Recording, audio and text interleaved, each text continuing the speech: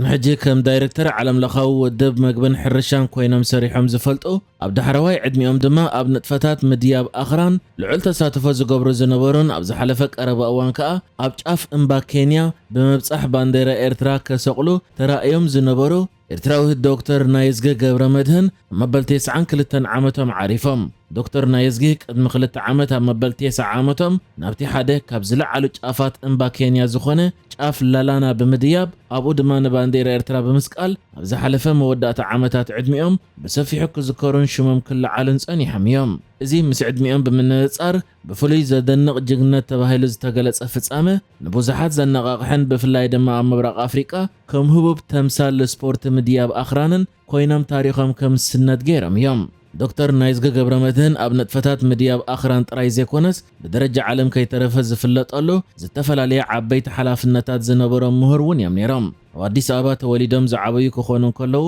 ኣብኡ ዓብዮም ኣብኡ ተማሂሮም ኣብ መልቀቐ ፈተና ካልኣይ ደረጃ ዝሓሸ ውፅኢት ብምምጽኦም ድማ ማህደረ ትምህርቲ ረኺቦም ኣብ ኣሜሪካ ብሲቪል ኢንጂነሪንግ ቀዳማይ ዲግሪ ድሕሪ ምምራቕ ኣብ ኣዲስ ኣበባ ኮሌጅ ህንፃ ከም መምህር ድሓን ድማ ከም ዲን ኮሌጅ ኮይኖም ኣገልጊሎም እዮም። ኣብ ሓደ እዋን እውን ዳይሬክተር ኣህጉራዊ ውድብ መግብን ሕርሻን ኮይኖም ዘገልገሉ ኮይኖም ድሕሪ ናጽነት ድማ ናብ ኤርትራ ተመሊሶም ብፍላይ ኣብ መዳይ ዕቃበ ከባብን ስነ ህንፃን ዘይሃስስ ኣበርክቶ ዝገደፉ ላዕለዋይ ሓላፍነት ዝነበሮም ምዃኖም እውን ኣብቲ ቅድሚ ዕረፍቶም ገይሮሞ ዝነበሩ ቃለ ምሕተት ገሊጾም ነይሮም እዮም። ዶክተር ናይዝጌ ንነዊሕ ዓመታት ኣብ ውድብ ሕብራት ሃገራት መደብ ኣከባቢ ኣብ ኬንያ ኣብ ዝርከብ ጨንፈር ዓብዪ ተመክሮ ዘጥረይሉ ሓላፍነት እውን ነይርዎም እዩ። ኣብ ኤርትራ ድማ ሃገራዊ መደብ ምሕደራ ከባቢ ኤርትራ ኣብ ምንዳፍን ምድላውን መሪሕ ተራ ተጻዊቶም ምንባሮም እውን ይነገር።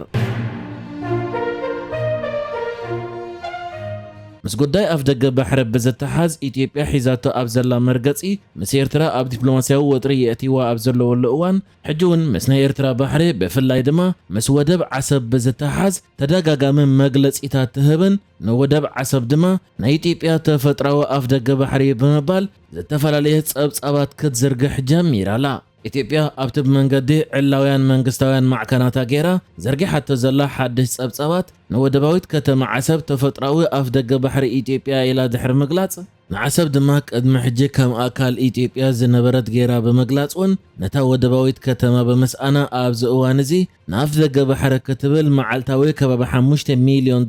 ትኸስር ምህላዋያ ገሊጻ ዘላ። እዚ ኢትዮጵያ ንዓሰብ ብዝምልከት እትገብሮ ዘላ ናይ ማዕከናት ዜና ጎስጓስ ከዓ ብእንግሊሽ ከምኡ ድማ ሃገራዊ ቋንቋታት ብዝርከቦ ብዝተፈላለዩ ቋንቋታት ብዝተሰርሐ ቪድዮታትን ጽሑፋትን ኣቢላያ እቲ ሃገር ናይ ጂኦግራፊ እስርቲ ኮይና ክትቅጽል ከም ዘይትኽእልን ንወደብ ዓሰብ ድማ ከም ሰኣነቶ ገይራ ትገልጽ ዘላ። እዚ ከምዚ ኢሉ እንከሎ ድማ ቀዳማይ ሚኒስትር ኢትዮጵያ ኣብይ ኣሕመድ ኣብቲ ሃገራዊ ምምኽኻር ዝበሎ ንኣስታት ሓደ ወርሒ ዝቕጽል ኣስታት 4,000 ሰባት ይሳተፍዎ ከም ዘሎ ዝተገለጸ መኽፈቲ ዋዕላ ኣስሚዕዎ ኣብ ዝነበረ መግለጺ ንኢትዮጵያ ኣፍ ደገ ባሕሪ ምስኣና ብሰንኪ ስንፍናን ድኻምን እምበር ኢትዮጵያ ጥቕማ ኣብ ምኽባር ዝዓግት ሓይሊ ስለ ዝነበረ ኣይኮነን ብምባል ንዝሃቦ መግለጺ ብወገን ኤርትራ ዘመተ ባሕሪ ናብ ቁሉዕ ጸርፊ ብዝብል ኣርእስቲ ተዋሂቡ ኣብ ዘሎ ግብረ መልሲ ወጅለ ብልጽግና ከም መቐጸልታ ናይ ምድንጋር ድራማታቱ መድሕን ውድቀት እንተኾነ ብዝብል ዘይክውነታዊ ተስፋ ጉባኤ ምምኽኻር ኢሉ ኣብ ዝውድቦ ናይ ዝቕንያት እዚ ድራማ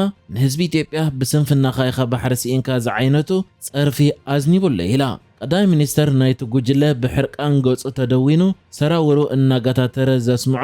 ገዓር ቅብፀተ ተስፋን ዕርበት ሕልናን ናይቲ ጉጅለ ኣበየናይ ደረጃ ከም ዝበጽሐ ዘግሃደይ ነይሩ ድሕሪ ምባል እቲ ቀዳማይ ሚኒስተር ኢትዮጵያ ናይ ጂኦግራፊ እስርቲ ክትከውን ዝገበረ ቀንዲ ምኽንያት ናይ ውሽጢ ስንፍናን ድኻምን እምበር ኢትዮጵያ ጥቕማ ኣብ ምኽባር ዝዓግት ሓይሊ ስለ ዝነበረ ስለ ዘሎ ወይ ስለ ዝህሉ ኣይኮነን ክብል ንዝተዛረቦ ድማ ብጽጩት እዩ ደርጊሑ ብምባል ገሊጻተላ። ኤርትራ ንዘመተ ናይ ባሕሪ ናብ ከምዚ ዝዓይነቱ ቁሉዕ ጸርፊ ዘዕረገ ኩነት ርዱእ እዩ ድሕሪ ምባል ብልጽግና ከም ዝኸሰረ ነጋዳይ ቀደም ዝተዓጽወ ፋይል ብምግንጻል ባሕሪ ዝብል መልቀስ ካብ ዘቃልሕ 3 ዓመት ሓሊፉ ዛጌት ዘላቕሶ ኣይረኸበን ኢላ። ኣብዚ መግለፂ እውን ኤርትራ ንህዝቢ ኢትዮጵያ በዓል ነዊሕ ተመክሮ ድሕሪ ምባል ከም ትብልጽግና ዝግምቶ ናይ ታሪኽ ደንቆሮ ኣይኮነን ፖለቲካን ዓለማዊ ሕግን ዘይፈልጥ በሃሙን ኣይኮነን ዝያዳ ኩሉ ድማ ህዝቢ ኢትዮጵያ ጉጅለ ብልጽግና ወዳይ ባሕሪ ዘልዓያሉ ምኽንያት ዛዕባ ካብ ውሽጢ ናብ ገዳም ብምቕናዕ ዕምሪ ስልጣኑ ንምንዋሕ ጸቢብ ዕላማታቱ ሸፋፊኑ ሃገራዊ ራእይን ኣተሓሳስባን ዘለዎ መሲሉ ንምርኣይ ምዃኑ ጽቡቕ ጌሩ ይፈልጥ እዩ በዚ ምኽንያት እዚ ድማ ንዕሸላዊ ዘመተ ባሕሪ እዝኒ ኣይሃቦን ኢላ ኣብ መወዳእታ ናይ ግብረ መልሳ ድማ ኤርትራ ንሰልፊ ብልጽግና ኣቦ ሓሶትን ምድንጋርን ዝኾነ ጸቢብ ዓሌታዊ ጉጅለ ኢላ ክትገልጾን ከላ ውጥቀቱን እናቐልጥፋ ኣብ ዝኸደሉ ዘሎ እዋን ከም ዝቆሰለ ኣራዊት ነውፁ ገዓሩን ብኽያቱን መመሊሱና ተግረረ እምበኣር ዘገርም ኣይኮነን ኢላ